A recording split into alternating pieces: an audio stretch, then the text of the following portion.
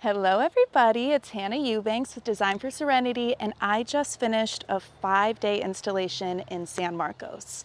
We did not film during the install because I was busy and my mom wasn't here. So, there's that. But I wanted to make sure you could see the finished product.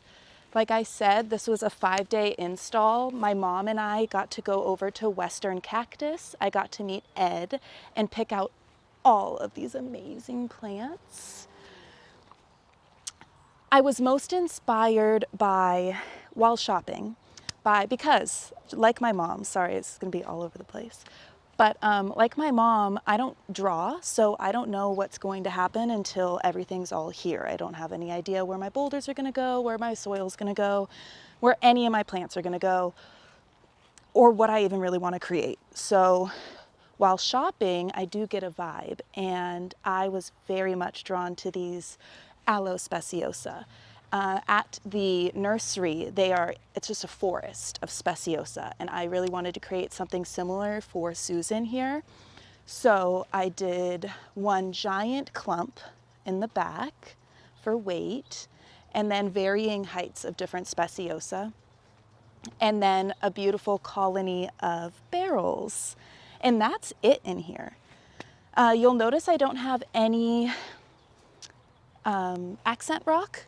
This is a Xeriscape, and I really wanted it to be super muted and minimal.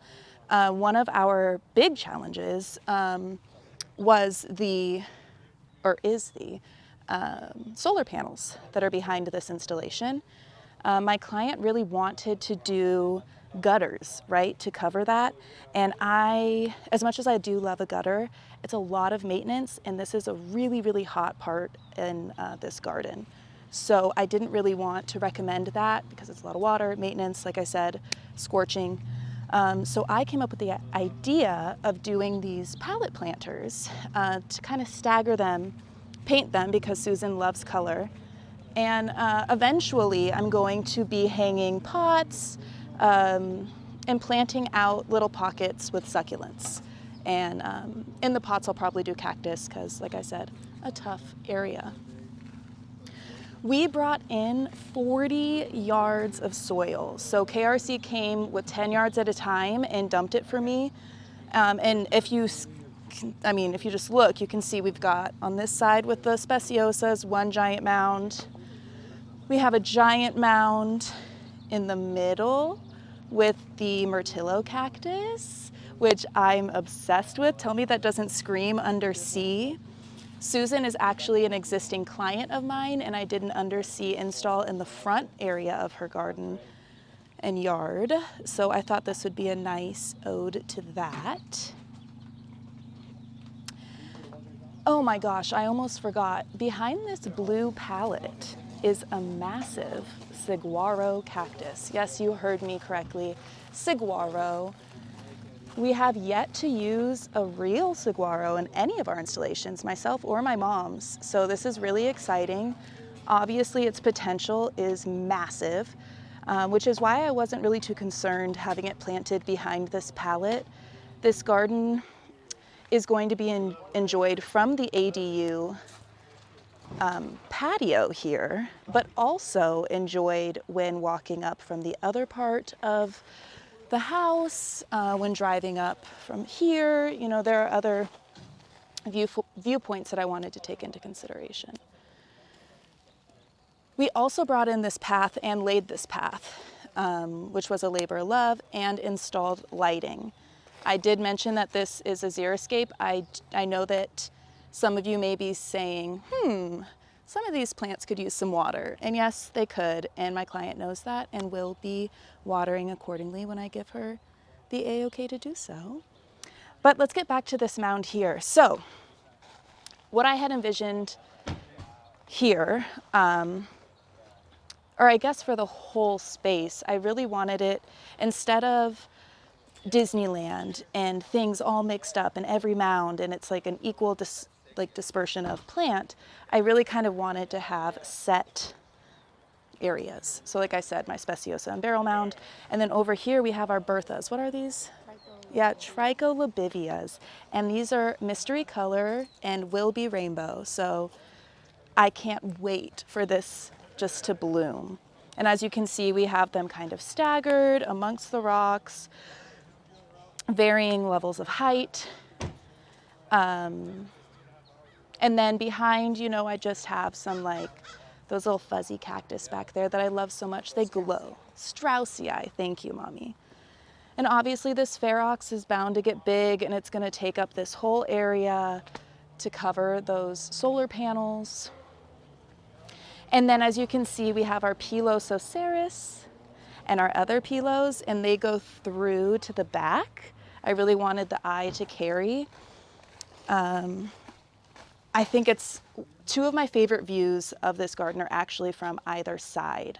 And when we get over there, I can show you how much I really like the layout of the pilos.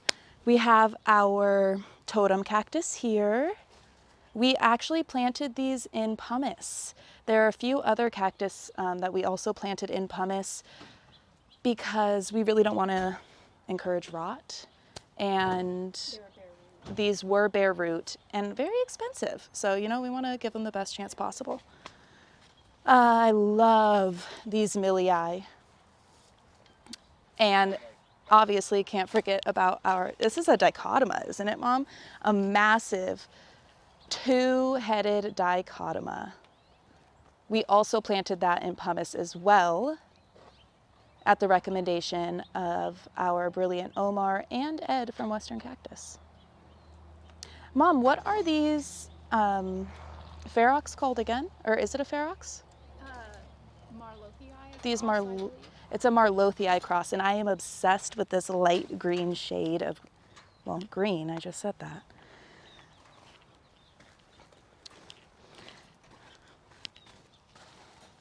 It's a Draco, right? Yeah, our Dracaena Draco. It's taller than me, and I love her.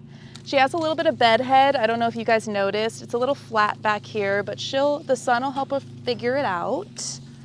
And if anything, you know, it's a cute hairstyle. Everyone's a little unique. She's got her own style.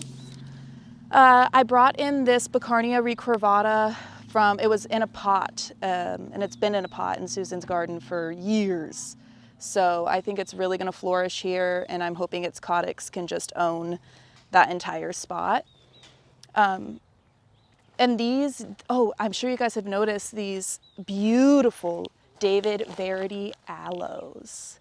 Can you get over this dual color bloom? Oh my gosh. We have a few of these spread out throughout the garden as well. I'm not sure, this is Baby Daddy Unknown. So Thrascii. We're not entirely sure what the bloom's gonna look like, so we'll be sure to have Susan let us know. And then another thing, before I take the camera and give you guys a few different angles, I just want to show you how tall this blue spire is. Isn't that crazy? Can you get over it? I can't. But I gotta be honest, guys, I haven't led a project in a while, and certainly not one this massive ever, I don't think. And I had so much fun. It was so scary, and it's really difficult to try to portray the image that's in my head to my crew, but they're so good, and they interpret my dance so well, and they do everything just perfectly, and I am so grateful for them. And they really put up with me because I am one of those little sticklers that likes to move something like 3 inches to the left or right, unfortunately. But we get there, and I swear they have fun. I promise. I promise everyone has so much fun. But yeah, I can't wait to see how this garden, oh yeah, my mom's zooming in here on this Myrtillo crest. Just a cutie patootie. I really liked how the blues of the blue spire cactus and the Myrtillo kind of meshed together. But yeah, I'll be back here. Again, I cannot wait to see how this grows and matures. I love the restraint. My mom was trying to get me to throw a bunch of things into the open space, but I like what I got going very much. All right, well, thank you guys. I'm tired. I'm tired. I'm going to go home and rest and then head over to Oasis to pick up plants because we will be doing an installation where? Sherman Oaks. Sherman Oaks, starting on Monday. So tune into that as well. Oh my God, I got a little stalker to my right, left here. All right, thanks guys, bye.